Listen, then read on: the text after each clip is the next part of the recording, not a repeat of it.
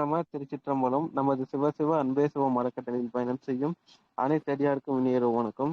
இன்றைய சிறப்பு விருந்தினராக வந்திருக்கும் சுகுமார் சீனிவாசன் சார் அவர்களை வருகின்ற வரவேற்கிறேன். இது உலகத்தில் அறம் புறம் என்று பகுதி 3வது பகுதி ஐயா இருக்க போறார் சார். ஸ்டார்ட் பண்ணிக்கோங்க. நன்றிங்க sir. 1 second. Welcome to all. வணக்கம். பாலகிருஷ்ணன் ஐயா அவர்களுக்கு வணக்கம். டெலிகிராம் சேனல் அன்பர்களுக்கும் வணக்கம்.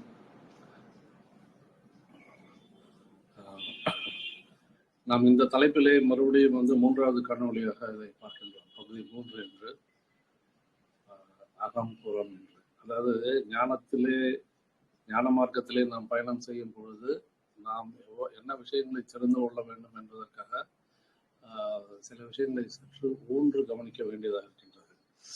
ஏனெனில் நாம் சாதாரண ஒரு லௌகீக வாழ்க்கையிலே ஒரு சாதாரண மனிதனாக வாழும் பொழுது நாம் அறியாமையில் இருக்கின்றோம் என்று சொல்லலாம். அதாவது நம்மை பற்றிய ஒரு அறியாமை, தன்னை பற்றிய அறிவு இல்லாமல் இருக்கின்றோம் என்பது சொல்லலாம். இது எல்லா மக்களுக்கும் பொருந்தும். அவர்கள் எவ்வளவு மெத்த படித்தவராக இருந்தாலும் சரி, எவ்வளவு பெரிய அறிவாளியாக இருந்தாலும் சரி, அவர் எவ்வளவு பெரிய தலைவராக இருந்தாலும் சரி, எல்லோருமே தன்னை பற்றிய ஒரு அறிவு என்பது இல்லாமல் அவர்கள் அறியாமையில் இருக்கின்றார்கள் என்பதுதான் உண்மை. இது அவர்களை குறை செல்வதற்காக அல்ல, மாறாக இது இவ்வாறுதான் ஒரு உலகம் அவ்வாறுதான் நம்மை நடத்தி வைத்திருக்கின்றது. அதாவது இந்த சமுதாயம் நம்மை அவ்வாறுதான் வைத்திருக்கின்றது. ஏனெனில் நாம் பிறந்ததிலிருந்து ஒரு குழந்தையாக இருந்ததிலிருந்து நமக்கு எல்லாமே சொல்லிக் கொடுக்கப்பட்டது. அது ஒரு சாதாரண விஷயமாக இருந்தாலும் சரி, நமது உடலை எவ்வாறு பயன்படுத்துவது என்ற விஷயமாக இருந்தாலும் சரி, அல்லது ஒரு படிப்பறிவு என்ற அதை பற்றியும் நாம் சொல்லிக் கொடுக்கப்பட்டிருக்கின்றது நமக்கு. அதே போல மற்ற லௌகீக விஷயங்கள் எல்லாமே சொல்லிக் கொடுக்கப்பட்டிருக்கின்றன.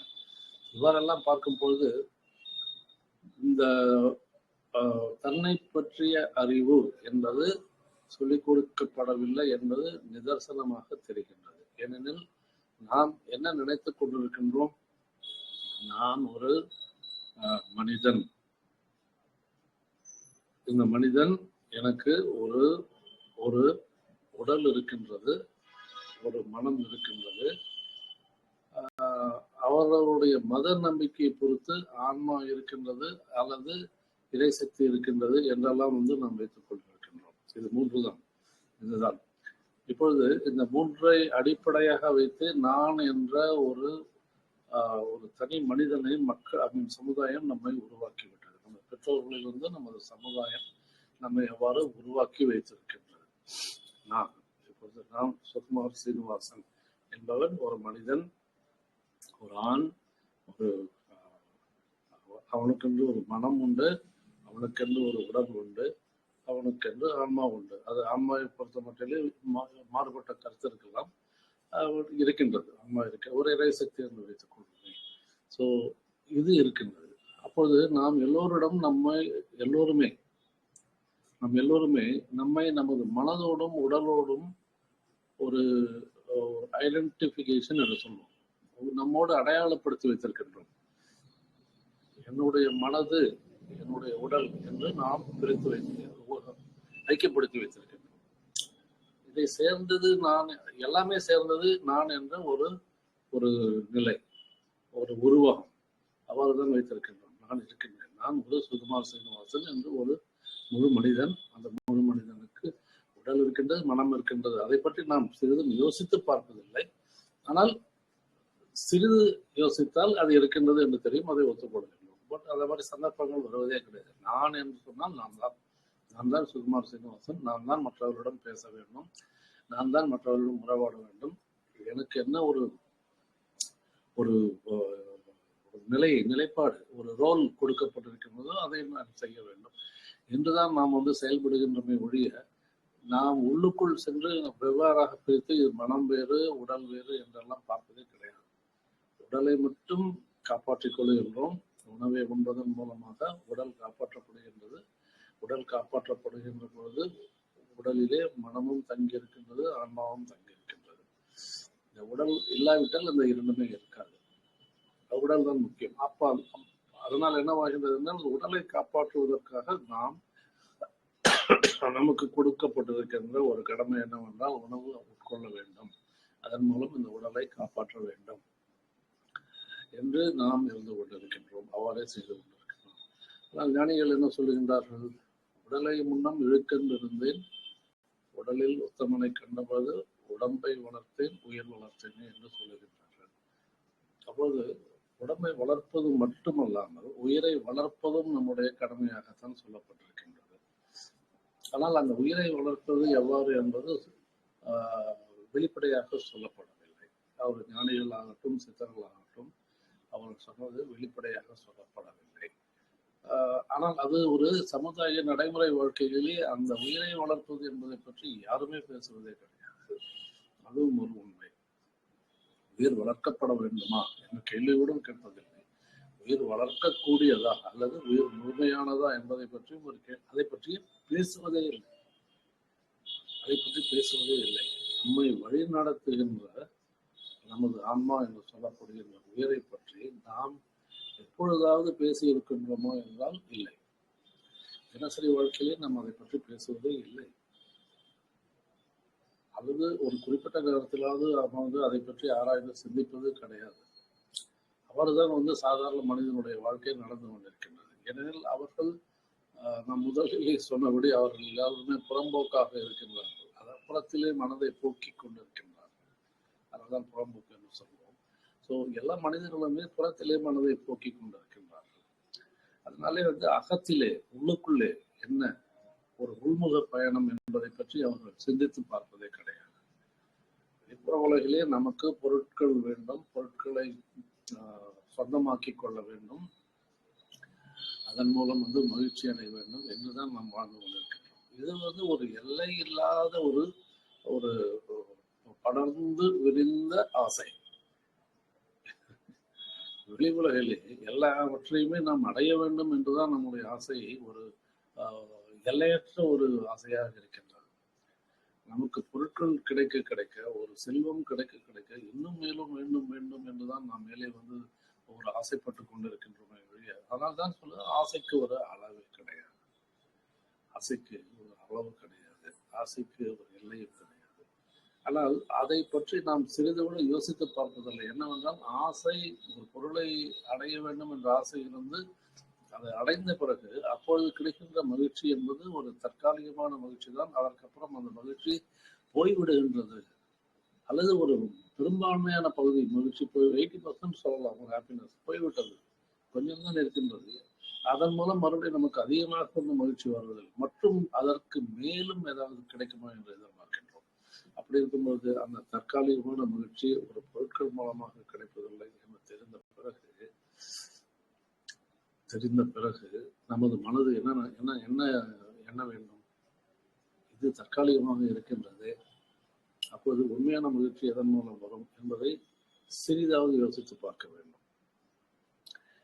இதை நாம் யாருமே யோசிப்பதே இல்லை.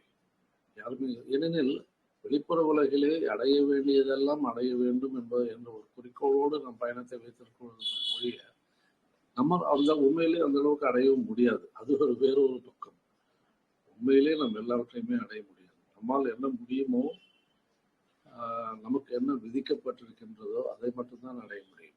அதைத்தானே அடைய முடியும். இருந்தாலும் ஆசை என்பது அது மனதினுடைய அது ஒரு இயல்பு. ஆங்கில நாவலாசிரியர் சார்லஸ் டிக்கன்ஸ் என்ற ஒரு கதாசிரியர், அவருடைய கதையிலே ஆலிவர் ட்விஸ்ட் என்ற கதையிலே அந்த ஒரு பாத்திரத்தை வைத்திருப்பார். ஆலிவர் ட்விஸ்ட் என்று அந்த ஆலிவர் ட்விஸ்ட் அவர் இருக்கின்ற ஒரு அனாதை இல்லத்திலே அவர் சாப்பாடு சாப்பிடுவதற்கு சொல்லும்போது ஒரு குறிப்பிட்ட அளவுதான் சாப்பாடு கொடுப்பார்கள். யாருமே கேட்கக்கூடாது என்று ஒரு விதி வைத்திருப்பார். ஆனால் அந்த ஆலிவர் ட்விஸ்ட் கேட்பார், எனக்கு இன்னும் வேண்டும் என்று, ஐ வாண்ட் மோர் என்று கேட்பார். அந்த கதாபாத்திரத்தினுடைய நிலையில் தான் மக்கள் எல்லோரும் இருக்கின்றார்கள். ஐ வாண்ட் மோர், எனக்கு இன்னும் வேண்டும் என்றுதான் இருக்கின்றார்கள். அந்த இன்னும் வேண்டும் என்கின்ற ஆசை எங்கிருந்து வருகின்றது என்றால் மனதிலிருந்து வருகின்றது.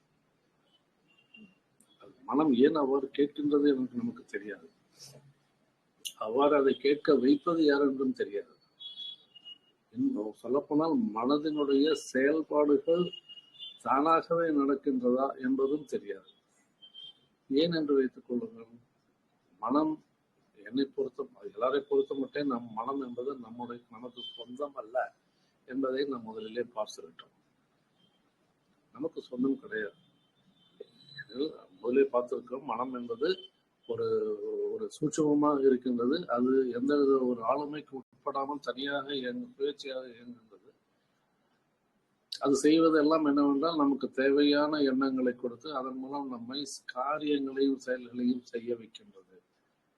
ஆனால் நாம் என்ன நினைத்துக் கொள்கின்றோம் என்றால் நான் செய்கின்றேன் என்றுதான் நினைத்துக் கொள்கின்றோம். இங்குதான் அந்த வித்தியாசம் வருகின்றது. எப்போது மனம் நாம் நம்முடைய கட்டளைக்கு உட்படாமல் சுயேட்சையாக செயல்படுகின்றதோ, எண்ணங்களை சுயேட்சையாக கொடுத்து கொண்டிருக்கின்றதோ, அப்பொழுது அது நமக்கு அடிமை இல்லை என்பது தெரிந்துவிட்டது, தானாக இயங்குகின்றது. அப்பொழுது அது மனம் தனியாக இருக்கின்ற பொழுது உடல் தனியாக இருக்கின்றது நமக்கு தெரியும். உடலுக்கும் மனதுக்கும் ஒரு தொடர்பு இருக்கின்றது. அது கிட்டத்தட்ட ஒரு ரிமோட் ஆபரேஷன் மாதிரி இருக்கின்றது. மனத்தில் உண்டாகும் வலி உடலில் உண்டாகும் வலி மனதில் பிரதிபலிக்கின்றது. அதே போல் மனதில் தோன்றும் வலி உடலில் பிரதிபலிக்கின்றது. ஸோ இரண்டுமே தனித்தனியாக இருந்தாலும் அவர்களுக்குள் ஒரு டிரான்ஸ்மிஷன் ஆஃப் இன்ஃபர்மேஷன் நடந்து கொண்டுதான் இருக்கின்றது. Transmission takes place. ஆனால் இரண்டும் தனித்தனியாக இருக்குது. அப்போது மனமும் என்னதல்ல, உடலும் என்னுடையதல்ல. ஏன் உடல் நம்முடையதல்ல என்று சொன்னாலும் நமக்கு தெரியும். ஏன்னா உடல் நம்முடைய கட்டளைக்கு இணங்கி செயல்படுவதில்லை. இதை முதலிலே பார்த்திருக்கின்றோம். குறிப்பாக நம்முடைய வழக்கு தினசரி வாழ்க்கையிலே கூட நாம் சொல்லும்போது நம்முடைய முன்னோர்கள் எவ்வாறு நாம் சொல்லி வைத்திருக்கின்றார்கள். எனக்கு உடம்பு சரியில்லை என்று வைத்துக் கொள்ளுங்கள். நான் யாராவது கேட்டால் என்ன எப்படி இருக்கின்றீர்கள் என்று கேட்டால் நான் என்ன பதில் சொல்லுவேன்? உடம்பு சரியில்லை என்று சொல்லுவேன். அல்லது என்ன எவ்வாறு இருக்கின்றீர்கள் கேட்டால் தலை வலிக்கின்றது என்று சொல்லுவேன். அல்லது எனது கால் வலிக்கின்றது என்று சொல்லுவேன். அல்லது எனக்கு ஜுரம் அடிக்கின்றது என்று சொல்லுவேன். இதில் நாம் கூர்ந்து கவனிக்க வேண்டும். நாம் சொல்லுகின்ற போது அந்த பதிலிலே என்னுடைய உடம்பு சரியில்லை என்று நான் சொல்வதே கிடையாது. எனக்கு தலை வலிக்கின்றது என்று நான் சொல்வது கிடையாது. எனக்கு கால் வலிக்கிறது, எனக்கு ஜுரம் அடிக்கிறது என்றெல்லாம் சொல்வதே கிடையாது. ஆங்கில பாஷையிலே சொல்வார்கள், how are you என்று கேட்டால் I am not well, I am having fever, I am having headache என்று ஐ என்பது வருகின்றது. ஆங்கிலத்திலே ஐ அந்த வார்த்தை அவ்வாறுதான் வரும். அந்த வாக்கியம் அவ்வாறுதான், I am not well. ஆனால் நாம் நம்மை தமிழிலே கேட்கும்போது என்ன சொல்லுவோம்? உடம்பு சரியில்லை என்று சொல்லுவோம். ஏன் சொல்லுகிறோம் என்றால் உடம்பு யாருடைய உடம்பு போலவும் நான் வேறு ஒன்று போலவும் சொல்லுவோம். அப்படித்தானே இருப்பாங்க. இந்த உடம்பு சரியில்லை, யாருடைய உடம்பு என்று கேள்வி கேட்க தோணும். நம்ம கேட்கின்ற போது என்னுடைய உடம்பு சரியில்லை என்று சொல்வதே கிடையாது. நம்முடைய மொழியிலே அவ்வாறுதான் பழக்கமாகி இருக்கின்றது. அவ்வாறுதான் நாம் பேசப்பட்டு வைத்திருக்கின்றோம். எதற்காக அவ்வாறு வைத்தார்கள் முன்னோர்கள் என்றால் அவர்கள் இதன் மூலமாக நமக்கு ஒரு ஒரு ஒரு இன்ஃபர்மேஷன் கொடுக்கின்றார்கள். உன்னுடைய உடல் வேறு, நீ வேறு என்று. தமிழிலே அவ்வாறாக, இந்தியிலும் அவ்வாறுதான் இருக்கின்றது. இந்திய மொழிகளிலே அவ்வாறுதான் இருக்கின்றது. ஆங்கிலத்திலே மட்டும்தான் நான் என்னுடைய உடம்பு, எனக்கு உடம்பு சரியில்லை, எனக்கு பசிக்கின்றது, எனக்கு தலைவலிக்கின்றது என்றெல்லாம் சொல்லிக்கொண்டு ஐயை சேர்த்து சொல்வார், நானை சேர்த்து. ஏனெனில் அவர்களுக்கு தெரியாது உடல் வேறு நான் வேறு என்பதே தெரியாது.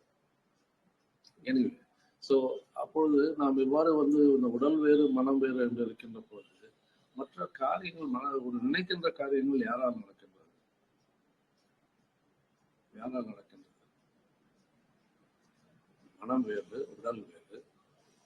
அந்த எண்ணங்கள் உதித்து அந்த எண்ணங்களை செயல்படுத்த வேண்டும் என்கின்ற ஒரு தூண்டுதல் யாரால் நடக்கின்றது? இது ஒரு கேள்வி. நாம் என்ன நினைக்கின்றோம்? நாம் தான் செய்கின்றோம் நினைக்கின்றோம். அது தவறு. ஏனெனில் அங்கு செய்வதற்கு ஆளே கிடையாது. யார் இருக்கின்றார்கள்? உள்ளே யார் இருக்கின்றார்? அகத்திலே யார் இருக்கின்றார்கள் செய்வதற்கு? உள்ளே மனம் என்று சொல்லுகின்றோம். மனம் எண்ணங்களை கொடுக்கும், எவ்வாறெல்லாம் செயல்பட வேண்டும் என்று சொல்லிக் கொடுக்கும், அதெல்லாம் செய்யும். ஆனால் செய்வது யார்? செய்ய சொல்வது யார்? மனம் செய்வது, பட் செய்வது யார்? அந்த மனத்திற்கு செய்ய வேண்டும் என்ற ஒரு எண்ணம் கூட தோன்றுவது எதனால் தோன்றுகின்றது அந்த எண்ணம்? எத்தகைய ஒரு முடிவு எடுக்கின்றது கூட அந்த முடிவு யாரால் எடுக்கப்படுகின்றது? அது எடுப்பதற்கு மனதிற்கு என்ன சக்தி இருக்கின்றது? ஒரு தனி உருவம் இருந்தால் அது எடுக்கின்றது என்று சொல்லலாம். மனம் என்பது ஒரு சேர்த்து வைக்கப்பட்ட ஒரு மனப்பதிவுகளினுடைய ஒரு பெரிய தொகுப்பு. அதுதானே மனம். நாம் முதலிலே பார்த்திருக்கின்றோம், மனம் என்பது பழைய நினைவுகளின் தொகுப்பு.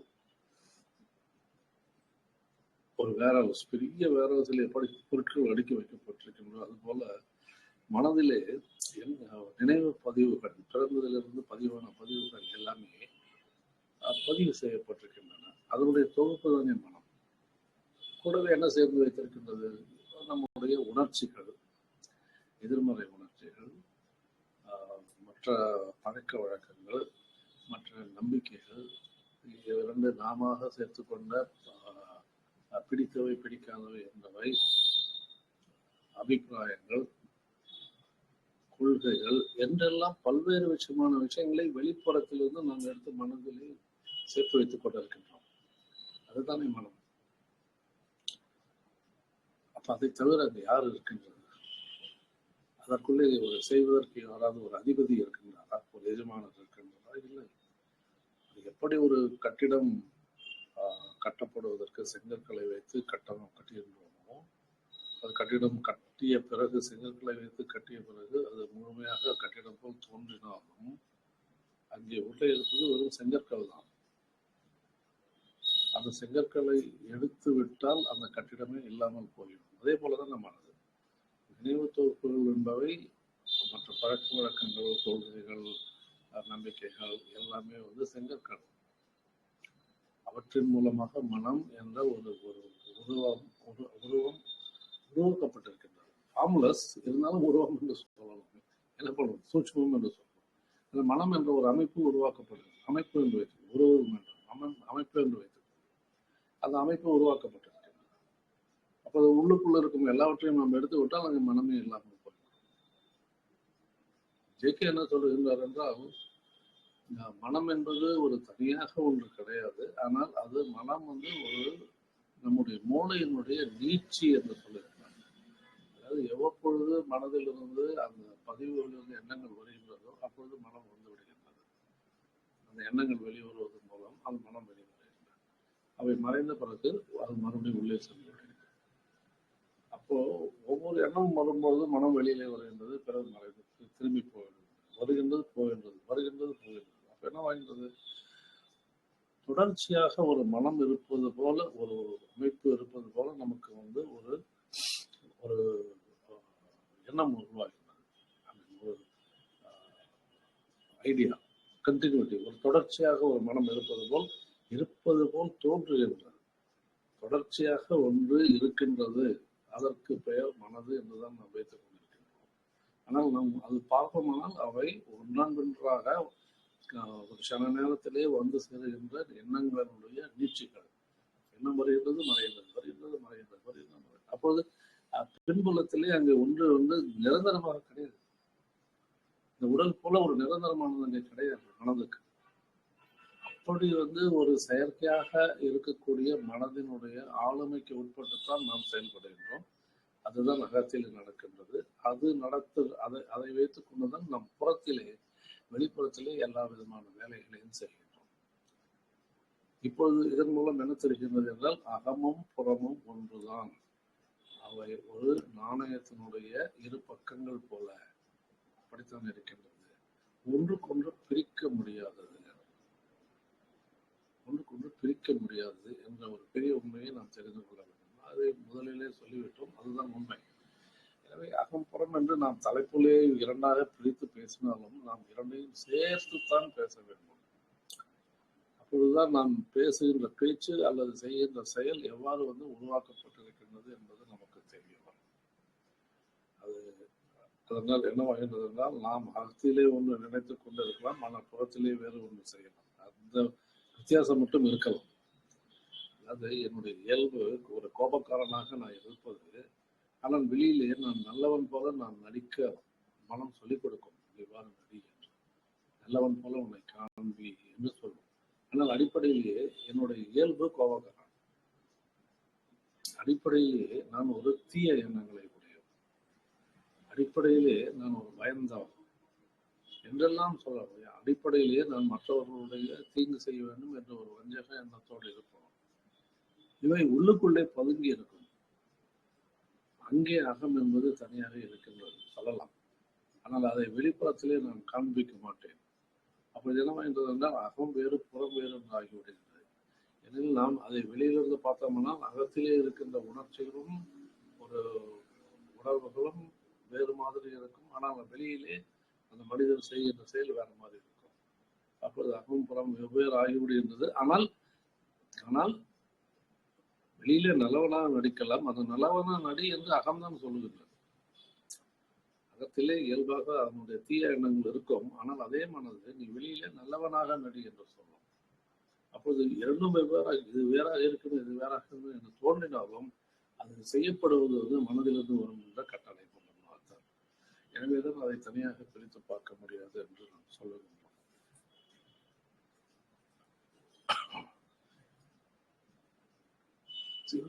சிவசூத்திரம் என்பது சொல்லுகின்றது, சிவசூத்திரத்திலே நீங்கள் மனதை வெற்றி கொண்டால் நீங்கள் விடுதலை அடைந்து விடலாம். நீங்கள் மனதை வெற்றி கொண்டால் அந்த விடுதலை என்பது உங்களையே தானாக வந்து சேரும் என்று சொல்லுகிறார்கள். சொல்வதபடி இந்த மனம் என்பது நமக்கு பல்வேறு விதமான விஷயங்களிலே சுதந்திரமாக செயல்பட விடுவதில்லை.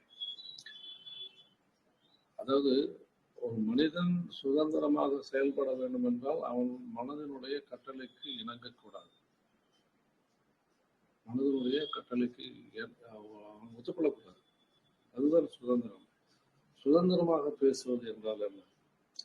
சுதந்திரமாக பேசுவது என்பது தன்னுடைய மனதிலே தோன்றிய கருத்தை சொல்வது சுதந்திரமான பேச்சு அல்ல. It is not freedom of speech. Freedom of speech என்று எல்லோரும் என்ன தவறாக புரிந்து கொண்டிருக்கின்றோம் என்றால், நான் என்ன பேசுகின்றனோ அது என்னுடைய சுதந்திரம் என்று நாம் சொல்லுவோம்.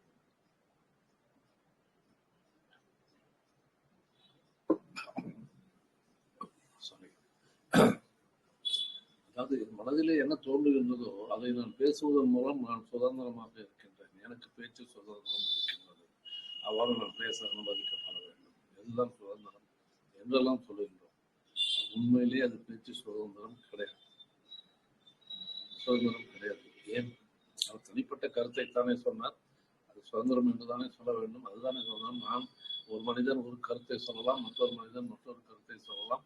அவ்வாறு சொல்லும் பொழுது அதுதானே பேச்சு சுதந்திரம் என்றெல்லாம் சொல்லுகிறது. அது கிடையாது.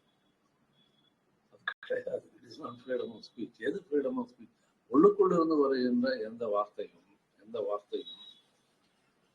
அது உள்ளுக்குள்ளே தேங்கி வைத்திருக்கின்ற ஒரு பதிவுகளின் சார்ந்து இருக்கக்கூடாது. அதாவது நான் உள்ளுக்குள்ளே பல்வேறு விதமான சார்பு நிலைகளை வைத்திருக்கின்றேன். நாம் முதலிலே பார்த்தோம் எவ்வாறு சார்பு நிலை. அந்த நம்பிக்கைகள் மூலமாக வரும், கலாச்சார பழக்க வழக்கங்கள் மூலமாக வரும், மதத்தின் மூலம், ஜாதியின் மூலமாக, படித்த படிப்பின் மூலமாக, சமுதாய கோட்பாடுகள் என்றெல்லாம் பல்வேறு விதமான சார்பு நிலைகள் இருக்கின்றன. அவற்றை நான் பிடித்து தொங்கிக் கொண்டிருப்பேன். அது மனதிலே பதிவாக இருக்கும். அதன் போலதான் நான் நடப்பேன். அப்பொழுது நான் பேசுகின்ற பேச்சு என்பது என்ன சார்பு நிலை இருக்கின்றதோ அந்த சார்பு நிலைக்கு ஏற்றாற்போல் தானே பேசும் அல்லவா? எனக்கு ஒரு சார்பு நிலை இருக்கும், அதற்கேற்றாற்போல் தான் நான் பேசுவேன். மற்றவர்களுக்கு இன்னொரு சார்பு நிலை இருக்கும், அதற்கேற்றாற்போல் தான் நம்ம பேசுவார். அப்பொழுது என்ன நடக்கின்றது? நான் என்னை சார்ந்து பேசுகின்றேன், அவரை சார்ந்து பேசுகின்றார். இது சுதந்திரமே இல்லையே. ஏதோ ஒன்றோட நீங்கள் சார்ந்து இருக்கும் போது நீங்கள் எப்படி சுதந்திரம் என்று சொல்ல முடியும்? சுதந்திரம் என்பது எதுவுமே இல்லாமல் இருப்பது, எதையுமே பிடித்து தொங்காமல் இருப்பது. எவ்வாறு பிடித்து தொங்காமல் இருக்கும்போது உங்களுடைய வெளிப்பாடு, ஒரு கருத்து வெளிப்பாடு எதையும் சார்ந்ததாக இருக்காது. அது முழுவதுமாக அறிவு சார்ந்ததாக இருக்கும். அங்கே எந்த விதமான பாரபட்சம் இருக்காது, எந்த விதமான வேற்றுமையும் இருக்காது, எந்த விதமான ப்ரிஜுடிஸ் பயஸ் என்றெல்லாம் சொல்வார்களோ அதெல்லாம் இருக்காது. ஆனால் இப்போது நாம் பேசுவது என்னவென்றால் already conditioned, already prejudiced and already identified. அதைத்தான் அதன் மூலமாக நாம் பேசுகின்றோம். அப்போது எந்த விதத்தில் அது சுதந்திரம் என்று சொல்ல முடியும்? முழுவதுமாக நிராகரிக்கப்பட வேண்டும் இவ்வாறு பேசுவது. நான் சுதந்திரமாக பேசுவதற்கு எனக்கு உரிமை வேண்டும் என்று சொல்பவர்கள் அவர்கள் மனதிலே என்ன சார்ந்து இருக்கின்றாலும் அது பேசுவார்கள். அது சுதந்திரமே ஆகிவிடாது. சுதந்திரம் என்பது எதையும் சார்ந்து விடாமல் இருப்பது. ஏன்னா எதையும் சார்ந்து விட்டால் கட்டாயம் அது பொய்யாகத்தான் இருக்கும். ஏனெனில் நான் சேர்த்து வைத்திருக்கிறது எனது அறிவு கேட்டாற்போல் அல்லது என்னுடைய நம்பிக்கை கேட்டாற்போல், எனக்கு என்ன சொல்லிக் கொடுக்கப்பட்டதோ, என்ன சூழ்நிலை வளர்க்கப்பட்டனோ அதற்கேற்றாற்போல் தான் நான் பிடித்து வைத்திருப்பேன். அவற்றை சார்ந்து சொல்வதன் மூலம் என்னவாகும்? முரண்பாடுகள் வரும். ஏன்னா ஒவ்வொருவரும் அவ்வாறுதான் சொல்லுவார்கள். அதனால் தான் ஒற்றுமை இல்லாமல் போகிறது. மனிதர்களுக்குள் ஏன் ஒற்றுமை இல்லாமல் போனது? அகத்திலே நாம் பிடித்து வைத்திருக்கின்ற நிலைகளை சார்ந்து கொண்டு நாம் பேசுவதனாலும் செயல்கள் செய்வதனாலும் தான். இதுதான் அடிப்படை. இந்த அடிப்படையின் மூலமாகத்தான் இவ்வாறு நடக்கின்றது. எல்லாவற்றையும் சார்ந்து இருப்பதன் மூலமாக நாம் செய்கின்ற செயல்கள் எல்லாமே மாறுபட்டதாக இருக்கின்றது. அதனால் நமக்குள்ளே ஒரு ஒற்றுமை இல்லாமல் போகின்றது. மற்றவர் சொல்வதை நான் கேட்பதில்லை, நான் சொல்வதை அவர் கேட்பதில்லை, அவர் சொல்வதை நான் கேட்பதில்லை. அடிப்படை. இதனால்தான் உன் போர்களே உண்டாகின்றன. என்ன நடக்கின்றது?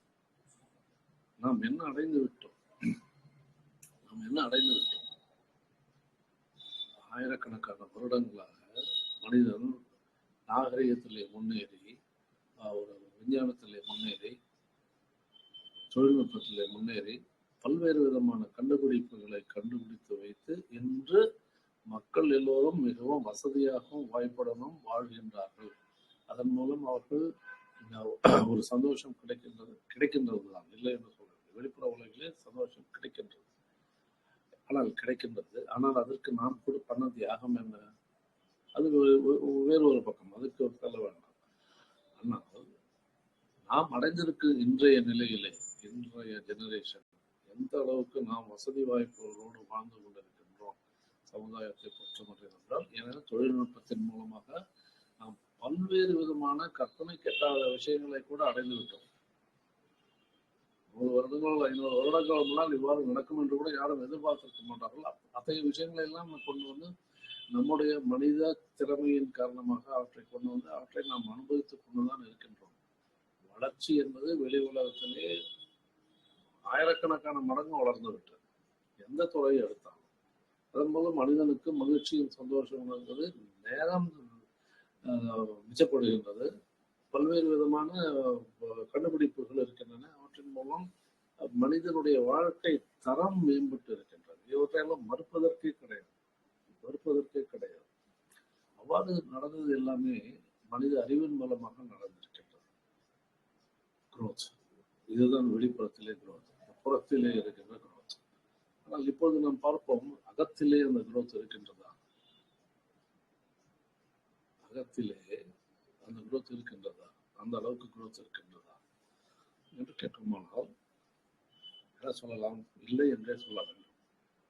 சுத்தமாக இல்லை, கொஞ்சம் நஞ்சம் இல்லை, சுத்தமாக இல்லை, zero. growth inside is zero except for a very few people. அவற்றை தேடி கண்டுபிடித்திருப்பார்கள், அவர்களை விட்டு விடுவோம். அவர்கள் அடைந்து விட்டார்கள். ஆனால் 99% இனங்கள் அடையவில்லை. உள்ளுக்குள்ளே growth என்பது வளர்ச்சியே கிடையாது. வீரை வளர்த்தேன் என்று சொன்னார்களவா, அவர்கள் வளர்த்து விட்டார்கள். ஆனால் நம் மக்களால் வளர்க்க வேண்டும் என்பதே தெரியவில்லை, வளர்க்கவும் இல்லை. ஒரு சாதாரணமாகவே பார்க்கலாமே, ஒரு ஆயிரக்கணக்கான வருடங்களுக்கு முன்னால் இருந்த மனிதன் எந்தவாறு நெகட்டிவ் உணர்ச்சிகளை வைத்துக் கொண்டிருந்தானோ, எதிர்மறை உணர்ச்சிகளை வைத்துக் கொண்டிருந்தானோ, அதே உணர்ச்சிகளோடு தானே இன்றும் இருக்கின்றான்.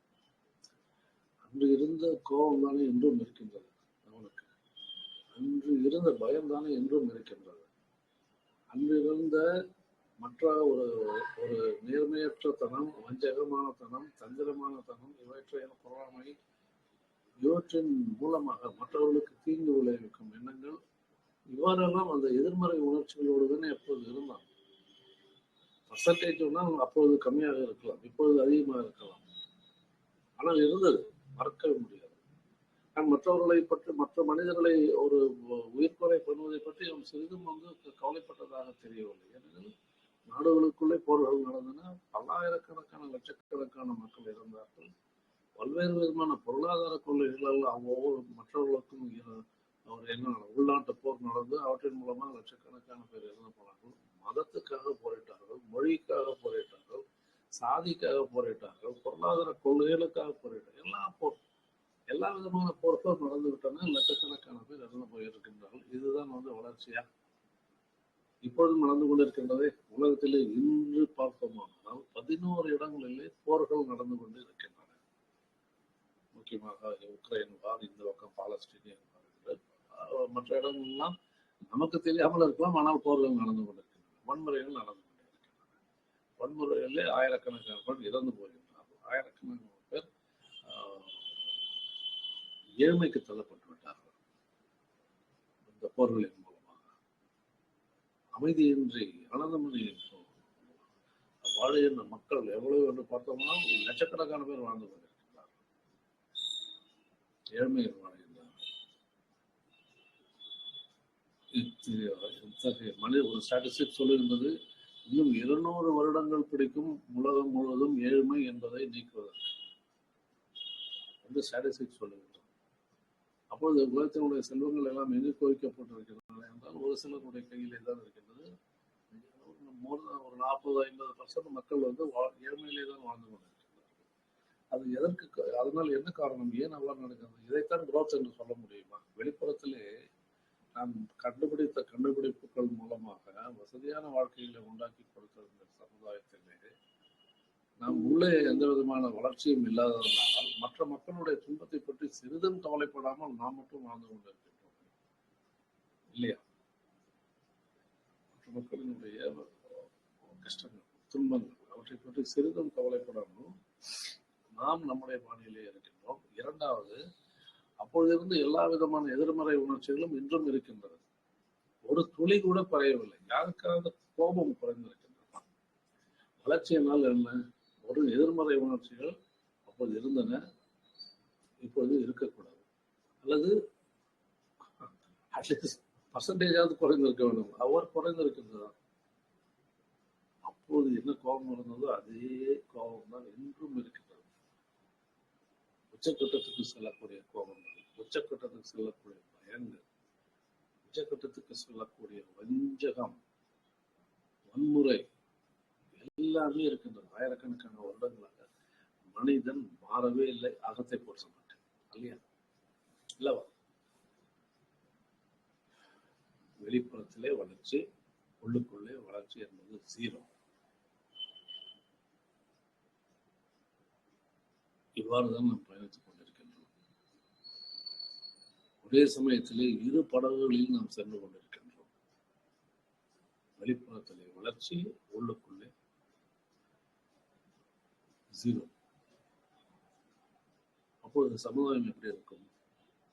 அதைத்தான் நாம் பார்த்துக் கொண்டிருக்கின்றோம். இப்போது கண்முன்னால் என்ன பார்க்கின்றோம் என்றால் இதுதான். வெளிப்புறத்திலே வளர்ச்சி, உள்ளுக்குள்ளே 0. இதுதான் வளர்ச்சியா? இதற்காகத்தான் நம்ம இறைவன் படைத்து அனுப்பினானா? இதற்காகத்தான் நாம் பல்வேறு விதமான பட்டங்கள் படித்து அறிவாளிகளாக மாறி எல்லாவற்றையும் வளர்த்து கொண்டிருக்கின்றோமா? நம் கண் முன்னாலே இருக்கக்கூடிய ஒரு மிருக உலகத்திலே அனிமல் வேர்ல்டு, நம் கண் முன்னாலே இருக்கக்கூடிய செடி கொடிகள், பிளான்ட் வேர்ல்டு, அவைகள் எவ்வாறு இருக்கின்றன?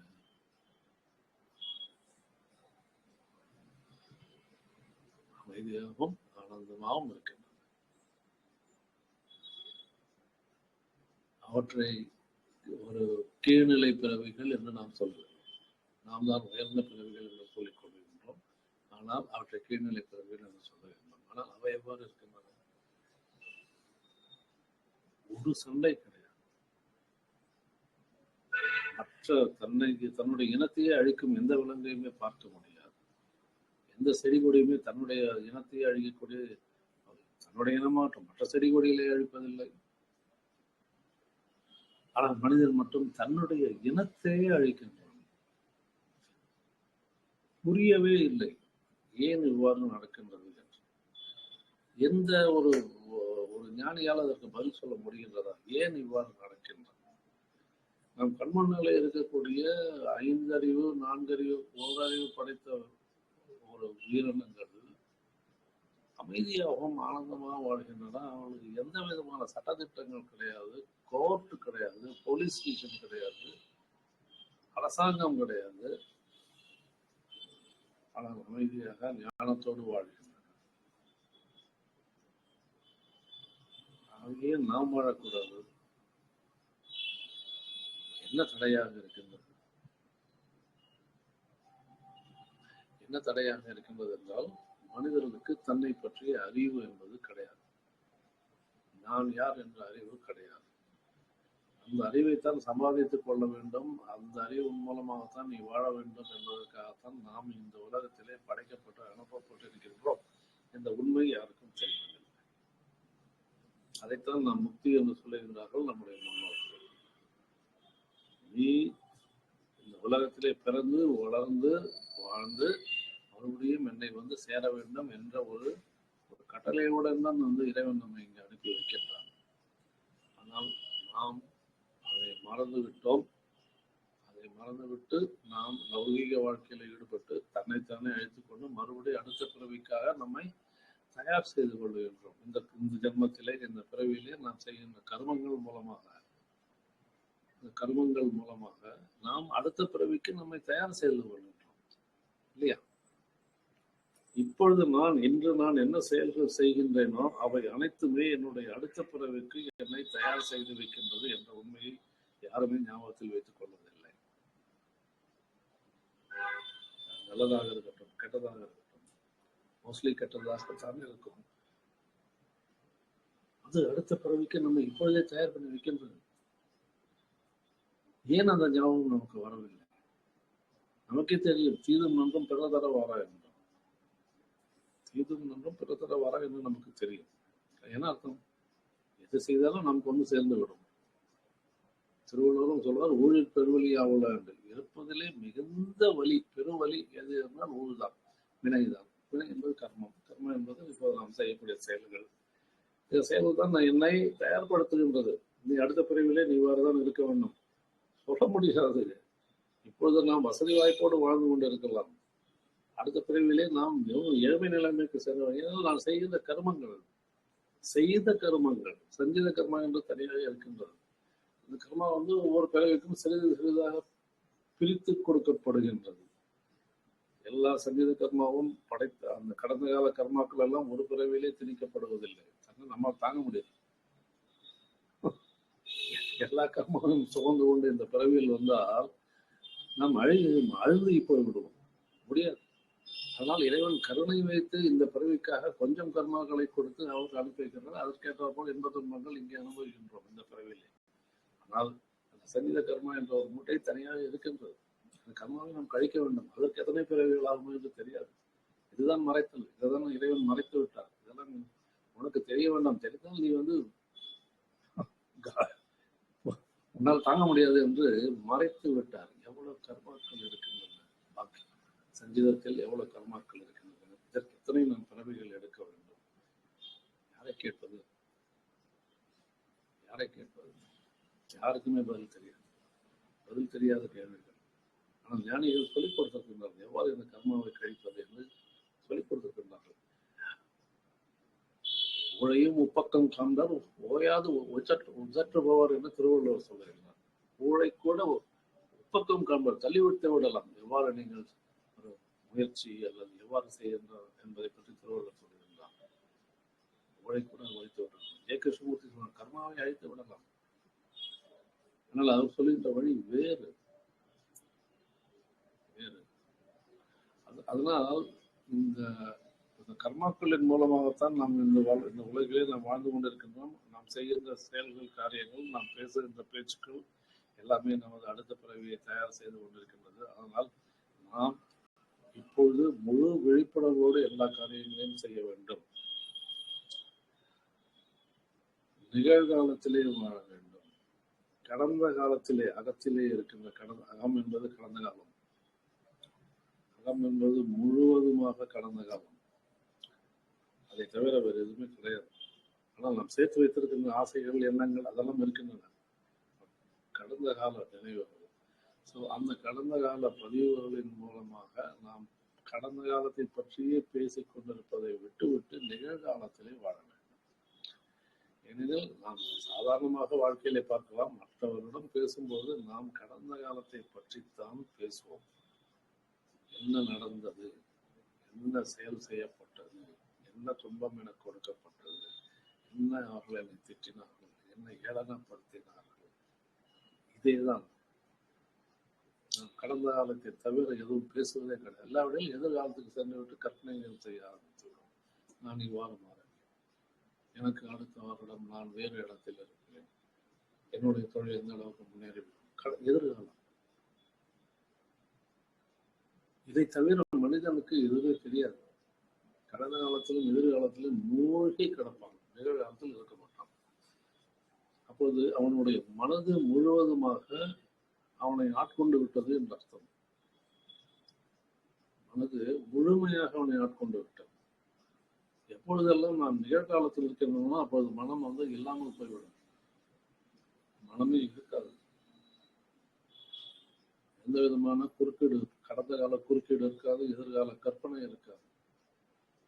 நான் என்ன செய்கின்றேன் என்பதை விழிப்புணர்வோடு நான் செய்து கொண்டிருக்கிறேன். எந்த காரியத்தை செய்தாலும் விழிப்புணர்வோடு செய்யலாம். நாகார்ஜுனா என்ற ஒரு ஞானியிடம் ஒரு திருடன் சென்று கேட்டான், எனக்கு ஞானம் பெற வேண்டும், நீங்கள் கற்றுக் கொடுக்கின்றீர்களா? மற்ற ஞானிகள் சொல்லிவிட்டனர், நீ திருடன், உனக்கு கற்றுக் கொடுக்க முடியாது. ஆனால் நாகார்ஜுனா சொன்னால், இல்லை, நான் கற்றுக் கொடுக்கின்றேன். ஆனால் ஒரே ஒரு கண்டிஷன். என்ன கண்டிஷன்?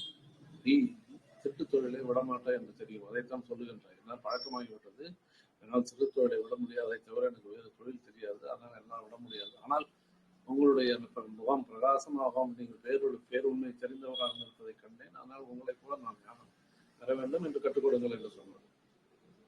அவர் சொன்னார், ஞானி நாகார்ஜுனா, ஒரே ஒரு கண்டிஷன், நீ திருடு செய்து கொள், நோ ப்ராப்ளம், ஆனால் இந்த ஞானத்தை பின்பற்று. ஆனால் எப்பொழுதெல்லாம் நீ திருடுகின்றாயோ அப்பொழுதெல்லாம் நீ விழிப்புணர்வோடு திருட வேண்டும் என்று சொன்னார். திருடன் சொன்னான், இவ்வளவுதான், ஒன்றும் கஷ்டமே இல்லை, நான் திருடும்போது விழிப்புணர்வோடு இருக்கின்றேன் என்று சொல்லிவிட்டு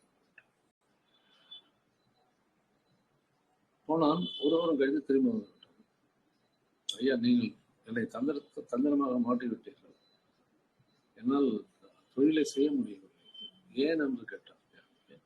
நீங்கள் தான் சொன்னீர்களே, திருடும் போது விழிப்புணர்வோடு இருக்க வேண்டும் என்று. நான் திருட போனேன், எல்லாமே இருந்தது, எல்லாமே வசதியாக இருந்தது, திருட போனேன், ஆனால் அந்த விழிப்புணர்வு என்னை தடை செய்து விட்டது, செய்ய முடியாமல் விட்டது. ஏன்னா அந்த விழிப்புணர்வு என்னை அந்த செயலை செய்ய விடவில்லை.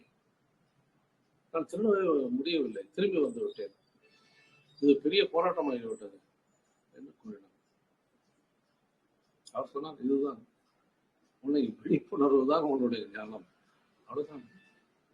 நீ செய்கின்ற தொழிலே நீ விழிப்புணர்வோடு இருந்தால் நீ ஞானம் பெற்றவன் ஆகி விடுகின்றாய் என்று சொல்லிவிட்டார். அவ்வளோ. இதைத்தான் நாமும் பெற முடியும். நாம் செய்கின்ற செயல்களிலே, பேசுகின்ற பேச்சிலே விழிப்புணர்வுடன் இருந்தால், அகம்புறம் என்ற பிரிவு இல்லாமல் இருந்தால், அவற்றை தூக்கி போட்டு விடும். அகம் என்பதையும் புறம் என்பதையும் தூக்கி போட்டு விடுங்கள், தேவையில்லாது. தலைப்பு தான் அவ்வாறு இருக்கின்றதே ஒழிய கடைசியில் எங்கே வந்து சேரும் என்றால் இந்த பிரிவுகளே கிடையாது, எல்லைகளே கிடையாது. மனம் மிகவும் சுதந்திரமாக இருக்க வேண்டும். எந்த விதமான பிடிப்பு நிலைகள் இருக்கக்கூடாது, எந்த விதமான சார்பு நிலைகள் இருக்கக்கூடாது. Absolute freedom. எப்படி ஒரு குழந்தை தன்னந்தனியதாக இந்த உலகிற்கு வந்ததோ, எப்படி ஒரு முதியவர் இறக்கும்போது தன்னந்தனியனாக எதுவுமே இல்லாமல் செல்கின்றாரோ, எதுவுமே இல்லை. குழந்தை வந்த போதும் எதுவும் இல்லை, இறந்து போகும்போது எதுவுமே இல்லை. Absolute freedom. அதை போலத்தான் இப்பொழுது வாழ்க்கையிலே நாம் வாழ்கின்ற 60 வருஷங்கள், 70 வருஷங்களோ 80 வருஷங்களோ நாம் சேர்த்து வைத்திருக்கின்ற அந்த குப்பைகள், இந்த குப்பையில எல்லாம் உதறி தள்ளிவிட்டு நாம் சுதந்திரமாக இருக்க வேண்டும். சுதந்திரமாக இருக்க வேண்டும் என்றால் எதுவுமே தெரியாமல் ரோடில தலை தெரிக்க போவதில்லை, அது இல்லை. மனத்தில் எதுவும் இருக்கக்கூடாது. மனத்திலே எந்த விதமான பிடிப்பு நிலைகள், சார்பு நிலைகள் இருக்கக்கூடாது. மனம் சுதந்திரமாக இருக்க வேண்டும், அதை கட்டி போட்டு வைத்திருக்கக்கூடாது. அவ்வாறு இருந்தால் நாம் முழுவதுமாக விழிப்புணர்வோடு இருப்போம். அந்த விழிப்புணர்வு வந்தால் அதுதான் உங்களுக்கு ஞானம். இந்த ஞானத்தை தான் ஞானிகள் கண்டுபிடித்தார்கள். இதற்கு என்ன தேவை? எதையுமே செய்ய வேண்டிய அவசியமே கிடையாது. எந்தவித முயற்சியும் தேவையா? என் மனதை அதை கட்டி போட்டு வைத்திருக்கின்ற தலைகளை நீக்கி விடுவதற்கு ஏதாவது ஒரு முயற்சி தேவையா? பிசிக்கலாக கயிறு போட்டு கட்டியிருந்தா அவிழ்த்து விடலாம். மனதிலே கட்டி போட்டிருக்கிறது, அந்த கட்டி போட்டு வைத்திருப்பது சூட்சுமமாகத்தான் இருக்கின்றது. அதை பிரித்து விட வேண்டிய அவசியமே கிடையாது. அவற்றை நாம் விலக்கி வைத்து விட்டோம்னாலும் தானாக மனம் சுதந்திரமாகிவிடும். இதற்கு முயற்சிகளே தேவையில்லை. அதனால ஞானிகள், ஒரு ஜென் ஞானிகள் சொன்னார்கள், அல்லது அது ஒரு தாவோ ஞானிகள் சொன்னார்கள், நமது ஞானிகளே சொல்லியிருக்கின்றார்கள், எதுவுமே செய்ய வேண்டாம், நீ சும்மா இரு என்றுதான் சொன்னார்கள். சும்மா இரு என்றால் என்ன? மனம் எதையுமே பற்றி பிடிக்காமல் இருப்பது தானே, அதுதானே சும்மா இருப்பது. இல்லாவிடில் என்ன நடக்கும்? அகத்திலே மனம் எப்பொழுதுமே எதையாவது பற்றி இருக்கும். அதனால பற்றுக பற்றற்றான் பற்றினை, பற்றுக பற்றற்றான் பற்றினை. அவனை பிடித்துக் கொண்ட சொன்னான். யாரை? யார் அவன்? பற்றற்றவன். அவனுக்கு எந்த பற்றுமே கிடையாது. அதே பற்றித்தான் நம்மையும் சொல்கின்றார்கள். நீ பற்றற்றவனாக இரு, பிடிப்பு நிலையோடு நீ வைத்துக் கொள்ளாதே, பற்றற்றவன். அதுதான் மனதினுடைய சுதந்திரம். அத்தகைய பற்றற்ற நிலை எவ்வளவு வரும் என்றால், என் மனதை எந்த விதமான அடைப்பு நிலைகள், அடைவுகள், எந்த விதமான அடைவுகள், கண்டிஷனிங்ஸ், அவற்றை நான் எதையுமே கையில் எடுக்க மாட்டேன் என்ற மனதை சுதந்திரமாக வைத்துக் கொள்ள வேண்டும். அதற்கு என்ன செய்ய வேண்டும் என்றால், எனக்கு உள்ளுக்குள்ளிருந்து வருகின்ற எந்த எண்ணங்களையும் நான் கையில் எடுக்க மாட்டேன். எந்த எண்ணங்களையும் நான் கையில் எடுக்க மாட்டேன். என்னுடைய அறிவு சார்ந்த செயலைத்தான் செய்வேன். அந்த அறிவை நான் விருத்தி செய்து கொள்ள வேண்டும். அதனால் இந்த அனுபவ பகுதியிலிருந்து வருகின்ற எந்த விதமான எண்ணங்களையும் நான் எடுக்காமல் இருந்தால் என்னவாகும் என்றால், அந்த அந்த பிடிப்பு நிலைகள் தானாக கரைய ஆரம்பித்துவிடும். நீங்கள் ஒரு சாட்சியாக பார்த்து கொண்டிருப்பீர்கள், ஒரு பார்வையாளனாக பார்த்து கொண்டிருப்பீர்கள். எந்தவித பற்று இல்லாமல் இது என்னது, இது என்னதல்ல என்ற பிரிவுகள், எந்த பிரிவுமே கிடையாது. அந்த எண்ணங்கள் சென்று கொண்டே இருக்கும், பிரவாகமாக ஓடிக்கொண்டே இருக்கும். ஒரு நீரோட்டம் போல, நீரோடை போல ஓடிக்கொண்டே இருக்கும். அவற்றை நான் தொடுவதன் மூலமாகத்தான் நான் அவருக்கு உயிரூட்டுகின்றேன். உயிரூட்டப்படாத எண்ணங்கள் தானாகவே அவனுடைய நினைவு பகுதிகளை அழித்துவிடும். அதுதான் மனதினுடைய, அதாவது மூளையினுடைய, இறைவனுடைய ஒரு பெரிய வரம் நமக்கு கொடுக்கப்பட்டிருக்கின்றது. என்னவென்றால், அந்த நினைவு தொகுப்புகள் தானாகவே அழிந்து போய்விடும், provided you do not give any life to them. Provided you do not give any life to them. How do you give life to them? By thinking, by recalling the thoughts. எண்ணங்கள் வரவழைக்கின்றோம், நினைத்து நினைத்து வரவழைக்கின்றோம். அது தானாக வருகின்றது, அது ஒரு பக்கம். தானாக வருவதை விட குறைந்து போய்விடும். எப்பொழுது நீங்கள் ரீகால், திருப்பி அழைக்காமல் இருந்தால், அந்த நினைவு பகுதிகள் அது சோர்வடைந்து விடும், அதனுடைய பலம், வீரியம் குறைந்து விடும். அப்பொழுது அது எண்ணங்களை மறுபடி தானாக உங்களுக்கு வெளியில் அனுப்பக்கூடிய சக்தி இல்லாமல் போய்விடும். எளிதில் அதனுடைய ஃபவுண்டேஷன் வீக் ஆகிவிட்டது. நீங்கள் திருப்பி நினைக்காத பட்சத்தில் நினைவு பகுதிகள், அதனுடைய வேர்கள் ஆட்டம் கொட்டுவிடும். அப்பொழுது அந்த எண்ணங்கள் தானாக வெளிவருவது குறைய ஆரம்பித்துவிடும். அப்பொழுது நீங்கள் ஞானத்திலே முன்னேறுகின்றீர்கள் என்றார். ஏனெனில் ஒரு நாளைக்கு கிட்டத்தட்ட 16,000 எண்ணங்கள் வந்து கொண்டிருக்கின்றன என்று சொல்லுகின்றார்கள். அது படிப்படியாக குறைய ஆரம்பித்தது. அப்படி வந்தாலும் எனக்கு கவலை இல்லை, அதை நான் தொடுவதில்லை, அது தானாக சென்று விடுகின்றது என்று விட்டு விடுகின்றேன். முடிந்தது காரியம். மனதினுடைய எல்லா வேர்பகுதிகளையும் அசைத்து ஆட்டி அவற்றை அகற்றிவிட வேண்டும், அல்லது அவை தானாக சென்று விடுவதற்கு நாம் அனுமதித்தால் போதும். மனம் ஒரு என்ன சொல்லலாம், இன்னசென்ட் ஆகிவிடும். இன்னசென்ட் மைண்ட், குழந்தையாக இருந்தபோது நமக்கு கிடைத்த மனம் அல்ல, அந்த மனம் நாம் திருப்பி பெற்று வருவோம். எந்த சொர்க்கத்தை தொலைத்தோமோ அந்த சொர்க்கத்தை மீண்டெடுத்து வருவோம். Paradise lost is paradise regained. You will regain the paradise. The paradise is within us. நமக்குள்ளே இருக்கின்றது அந்த சொர்க்கம். சொர்க்கத்தை தொலைத்து விட்டோம் தற்காலிகமாக. ஆனால் அதை தொலைத்து விட்டோம் என்ற அந்த ஒரு அறிவு இல்லாமல் வாழ்ந்து கொண்டிருக்கின்றோம். சொர்க்கத்தை தொலைத்து விட்டோம், அந்த சொர்க்கம் தொலைந்து விட்டது. ஆனால் நமக்குள்ளே தான் இருக்கின்றது, தொலைந்து விட்ட சொர்க்கமும் நமக்குள்ளே தான் இருக்கின்றது என்ற ஒரு அறிவு கூட இல்லாமல் இருக்கின்றது. அதை குரு தான் ஒரு சுட்டி காட்டுவார். சுட்டி காட்டாத வித்தை சுட்டு போட்டாலும் வராது என்று சொல்வார்கள் பழமொழி. சுட்டி காட்ட வேண்டும். யார் சுட்டி காட்டுவார்கள்? குரு சுட்டி காட்டுவார்கள். அப்பா, உனக்குள்ளே இந்த சொர்க்கம் இருக்கின்றது, உனக்குள்ளே இந்த பொக்கிஷம் இருக்கின்றது. அந்த பொக்கிஷத்தை மறைத்து வைத்திருப்பது உன்னுடைய மனது. அந்த மனதை அகற்றி விடு, உனக்கு சொர்க்கம் திரும்ப கிடைத்து. அதுதான் அந்த மனம்தான் நந்தி.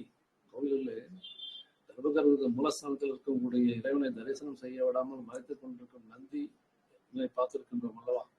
அந்த நந்தி தான் நம்முடைய மனது. நமக்குள்ளே இருக்கும் சொர்க்கத்தை பார்க்க விடாமல், அடைய விடாமல் தடுத்துக் கொண்டிருக்கின்றது மனமாகிய நந்தியை நாம் கரைத்து விட வேண்டும். அவ்வளவுதான் விடுதலை. எவ்வளவு சுதந்திரமாக நாம் இந்த உலகத்திற்கு வந்தோமோ அதே சுதந்திரத்தோட இந்த உலகத்தை விட்டு சென்று விடும். நமக்கு மறுபிறவி என்பதே இருக்காது. மறுபிறவி என்பதே இருக்காது. அதைத்தானே வேண்டுகிறோம், அதைத்தானே வேண்டுகிறோம். எல்லா ஞானிகளும் சித்தர்களும் அதைத்தானே வேண்டினார்கள், அதைத்தானே அடைய சொல்லி நமக்கு எல்லாம் சொல்லிக் கொடுத்தார்கள். ஆனால் அதை பற்றி சிறிதும் சிந்திக்க விடாமல் நம்மை தடுத்து விட்டார்கள் நம்மை வளர்த்தவர்கள். நம்மை வளர்த்தவர்களும் நமது ஆசிரியர்களும் நம்ம சமுதாய தலைவர்களும் எல்லோருமே உண்மையை மூடி, அதனால வள்ளலார் சொன்னார், உண்மையை மண்ணை போட்டு மூடி மறைத்து விட்டார்கள் என்று சொன்னார். உண்மையை மண்ணை போட்டு மூடி மறைத்து விட்டார்கள் என்று வள்ளலார் சொன்னார். இதுதான் நடந்தது. எல்லோரும் சேர்ந்து உண்மையை மறைத்து விட்டார்கள். நாம் அதை விட்டு நாம் மேலோட்டமான வாழ்க்கையை வாழ்ந்து கொண்டிருக்கிறோம்.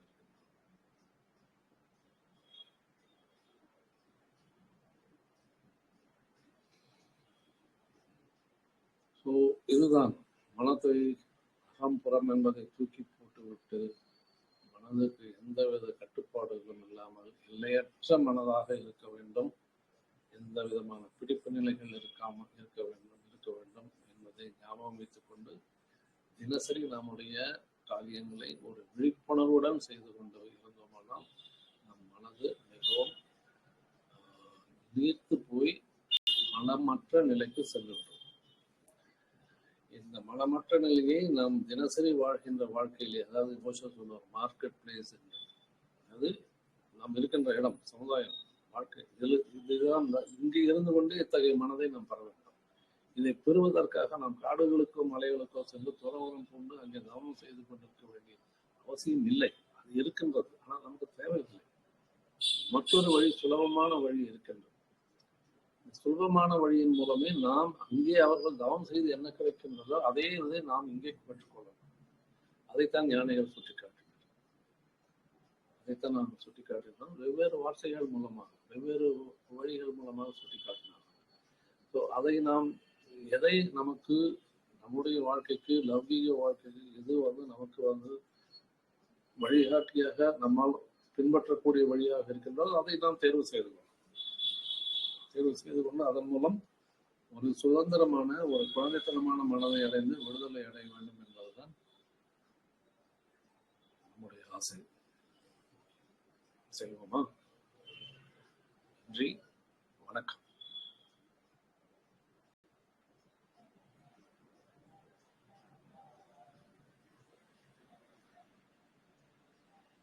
சார் வணக்கம். வணக்கம். ரொம்ப ரொம்ப நன்றிங்க சார். நிறைய விஷயம் ஷேர் பண்ணியிருந்தீங்க. என்ன சொல்றதுன்னு தெரியல. கீதா மேடம். வணக்கம் வணக்கம் வணக்கங்க ஐயா. வணக்கம் அனைவருக்கும் வணக்கம். வாழ்க வளமுடன். இடையில தான் வந்தேன், இருந்தாலும் எனக்கு இதை பற்றிய புரிதல்கள் நிறைய நாட்களான ஆன்மீக தளத்துல பயணிக்கிறதுனால மனம்னா என்ன, நம்மளும் அதுக்கு ஆட்பட்டு தான் நிறைய லௌகிக வாழ்க்கையில அது பற்றி புரிதல் இல்லாம நம்ம பயணிச்சுட்டு இருக்கோம் ரொம்ப நாளா. அது நம்ம சின்ன வயசுல இருந்தே நீங்க சொன்னீங்க, ஆசிரியர்கள் மறைத்து வச்சிருக்கிறார்கள் அப்படின்னு. எஜுகேஷன் சிஸ்டம் அப்படி நம்மளை கொண்டு போயிட்டு இருக்கு. ஆசிரியர்களுக்கு எங்களுக்குமே ஆதங்கம் இருக்கு. நானும் ஒரு ஆசிரியர்கள், எனக்கும் ஆதங்கம் இருக்கு. இந்த சின்ன வயசுலயே பாத்தீங்கன்னா இது நம்ம எஜுகேட் பண்ணிட்டோம்னா எப்படி அந்த மனசை ஹேண்டில் பண்றது அப்படின்ற ஒரு சிஸ்டத்தை நமக்கு கொண்டு வந்துட்டா இந்த வாழ்க்கைய அழகா லீட் பண்ணிடலாம். அப்ப இது எங்க தப்பு நடக்குது அப்படின்னாக்கா மேலேயே நடக்குது.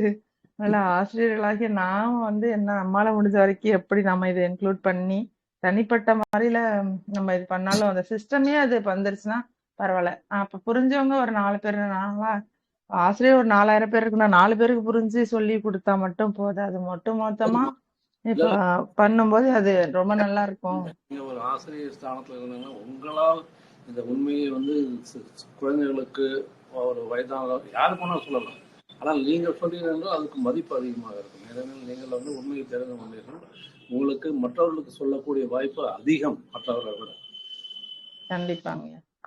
கண்டிப்பா நீங்க செய்யலாம். அதனால நம்மளுமே என்ன அந்த மனசோட இதெல்லாம் ஆட்பட்டு கடந்தோம். இப்பதான் அந்த ஒரு புரிதல் வந்திருக்கு. என்னன்னா எல்லாத்துக்கும் காரணம் நம்ம எதையுமே மாத்த முடியாது. அதாவது இயல்புல அந்த இறைசக்தி, அந்த பரம்பொருள் எல்லாம் வல்ல இறைவன் தாயினும் மேலான அந்த பரம்பொருள் நிகழ்த்திக்கிட்டு இருக்கான். நம்ம எல்லாமே அக்செப்டன்ஸ் தான் முக்கியம். நம்ம வந்து தேவையில்லாம போட்டு மனசை போட்டு உழப்பிட்டு நம்ம இருக்கிறோம் அப்படிங்கிறது நல்லாவே புரியுது இப்போ கொஞ்சம் கொஞ்சமா. அப்ப அந்த மனமற்ற நிலையில நம்ம என்ன செயல் செய்யறதுக்கு தான் வந்திருக்கோம். நம்ம ஒரு கருவிங்கிறத நம்ம புரிஞ்சுக்கணும் அப்படின்னு நல்லா புரியுதுங்கய்யா. ரொம்ப சந்தோஷமும். உங்களுக்கு புரிஞ்சதை மற்றவங்களுக்கு எடுத்து சொல்லுங்க. நம்மளால சிறிய முயற்சி அவ்வளவுதான். அதைத்தான் நம்ம செய்ய முடியும். நீங்க சொன்ன மாதிரி எல்லாம் சமுதாயத்தெல்லாம் மாற்ற முடியாது. மற்றவர்களை உங்க வீட்டில் இருப்பவர்களே மாற்ற முடியாது. அது ஒரு வேறு விஷயம். ஏனென்றால் அவர்கள் ஒவ்வொருவரும் ஒவ்வொரு பாதையில் இருப்பார்கள். ஆனால் நம்மால் முடிந்தவரை மற்றவர்களுக்கு இந்த உண்மை, தன்னை பற்றிய ஞானம், தன்னை பற்றிய அறிவு, இது வந்து ஒரு பிரமாண்டமான விஷயம் அல்ல. இப்பொழுதே சிறிய வயதிலிருந்தே அது கற்றுக் கொடுக்கப்பட வேண்டும். அது வந்து அவர்களுடைய வாழ்க்கையிலே பிற்காலத்திலே மிகவும் பயனுள்ளதாக இருக்கும். அதன் மூலமாக பல மாற்றங்கள் உண்டாகும். அதுவும் உங்களை போல ஒரு ஆசிரியர் ஸ்தானத்தில் இருக்கிறவங்க மூலமாக பரவச்சுன்னா உண்மையிலே வந்து ஒரு பெரிய மாற்றம் உண்டாகும். அதைத்தான் ஜேகே சொல்லுவார், தனி மனித மாற்றம் தான் முக்கியம். நம்மால் உலகத்தை மாற்ற முடியாது, ஆனால் தனி மனித மாற்றம் தான் முக்கியம் என்று அடிக்கடி சொல்லுவார். அந்த மாற்றத்துக்கு நம்மை பற்றிய அறிவு நமக்கே இருக்க வேண்டும். நான் யார் என்ற உண்மை நான் தெரிந்து கொள்ள, நானே இல்லை என்பதுதான் உண்மை. Ultimately I am not there, நான் இல்லை என்பதுதான் வந்து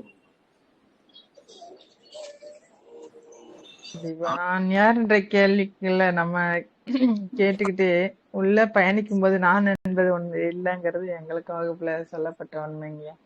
நன்றி நன்றிகள். நான் இல்லை என்பதுதான் உண்மை. அதுதான் வந்து அல்டிமேட். ஏன்னா நாம் வந்து தத்துவமசி என்று சொல்லப்படுவது என்னன்னா நீதான் அது என்று சொல்லிவிட்டார்கள். அது எப்படி அது எப்படி நானா இருக்க முடியும் என்பது வந்து யாருமே கேள்வியும் கேட்கவில்லை, யாரும் பதிலும் சொல்லவில்லை. வெறும் ஒரு வாசகம் மட்டும் இருக்கின்றது தத்துவமசி என்று. கோயிலிலே எழுதி வைத்திருக்கிறார்கள் தத்துவமசி. ஐயப்பன் கோயில் பார்த்தீங்கன்னா மாடியிலே மேலே எழுதியிருக்கும் தத்துவம், நீதான் அது. சரி, நீதான் அது என்று சொல்லி எவ்வாறு அது என்று யாராவது கேள்வி இருக்கின்றார்களா, அல்லது யாராவது பதில் சொல்லியிருந்தார்களா? கிடையாது. ஆனா உண்மை நீதான் அதுதான், நாம் தான் எல்லாம், எல்லாமே இறைத்தன்மை. எப்படி வந்து ஒரு பல்வேறு பானைகளுக்குள்ளே இருக்கின்ற வெளி ஒன்றுதான்.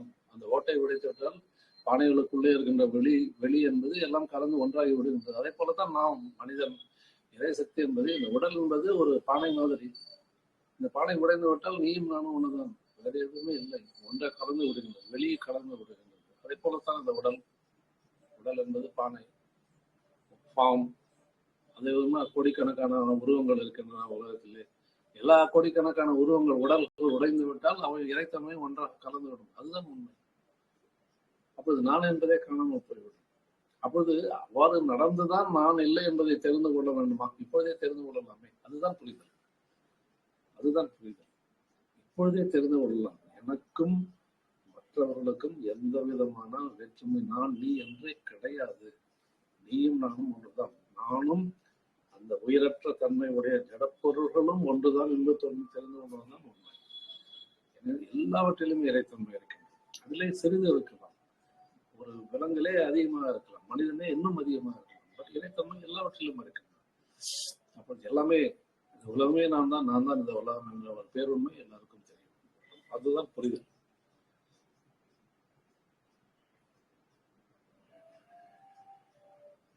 ஆக்சுவலா இந்த இடத்துல நான் ஒரே ஒரு விஷயத்த வந்து பதிவு பண்ணணும்னு ஆசைப்படுறேன்.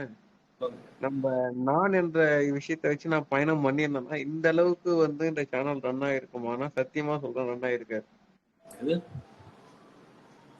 நான் என்ற நான் தான் பண்றேன், நான் தான் செய்யறேன்னு சொல்லி ஒரு சின்ன ஒரு மனசுல ஒரு தாட் இருந்தாலும் இந்த அளவுக்கு நான் வளர்ந்து இருக்க மாட்டேன். இல்ல, அதாவது உங்களுக்குள்ள வந்து ஒரு தூண்டுதல் வந்தது, இதை செய்ய வேண்டும் என்று. அவ்வளவுதான். மற்ற விஷயங்கள் எல்லாமே தானாக நடக்கின்றது. அவ்வளவுதான். அந்த தூண்டுதலும் யாரால் வந்தது? இப்ப உங்களுக்கு வந்து தூண்டல், வெளியில ஆயிரக்கணக்கான மனிதர்களுக்கு அந்த தூண்டுதல் வரல இல்லையா? அப்ப அந்த தூண்டுதல் யாரால் செய்யப்பட்டது? நீங்களா செஞ்சு, நீங்களா நினைச்சு செஞ்சீங்க. தூண்டுதலுக்கு காரணமாக ஒருத்தர் இருக்கின்றார் பின்னால். யார் அவர்? அவர் ஏன் பாலகிருஷ்ணன் மட்டும் செலக்ட் பண்ணணும் இல்லையா? கரெக்ட்.